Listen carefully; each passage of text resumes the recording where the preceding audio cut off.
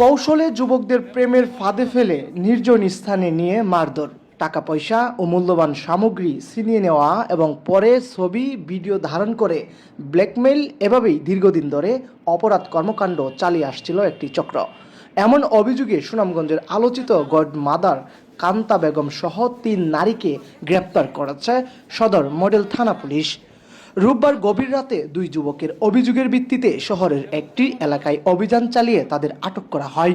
এ সময় তাদের কাছ থেকে ছিনতাই হওয়া 2টি মোবাইল ফোন, নগদ অর্থ এবং একটি ধারালো অস্ত্র উদ্ধার করা হয়। গ্রেপ্তারকৃতরা হলেন সদর উপজেলার টুকেরঘাট এলাকার কান্তা বেগম, হাসননগর এলাকার সুবর্ণা আক্তার আখি এবং জামালগঞ্জ উপজেলার জান্নাত আক্তার।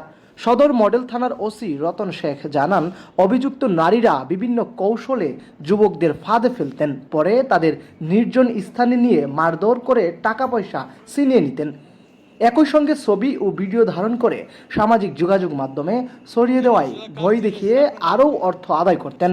সামাজিক সম্মানের ভয়ে অনেক ভুক্তভোগী অভিযোগ না করলেও সম্প্রতি 2 যুবকের সাহসী অভিযোগের ভিত্তিতে পুলিশ অভিযান চালিয়ে চক্রটির সদস্যদের গ্রেপ্তার করতে সক্ষম হন।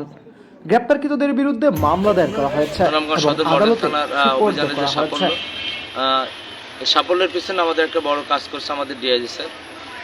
আমাদের ডিআইজি স্যার জয়েন করার পরে আমাদের মাদক বিরোধী, সন্ত্রাস বিরোধী, চোরাচালান বিরোধী আমাদের যে অভিযান নির্দেশনা দিচ্ছে, সেই নির্দেশনা মোতাবেক আমাদের সুনামগঞ্জ জেলা পুলিশ সুপার স্যারের দিক নির্দেশনা আমরা অভিযান পরিচালনা করছি।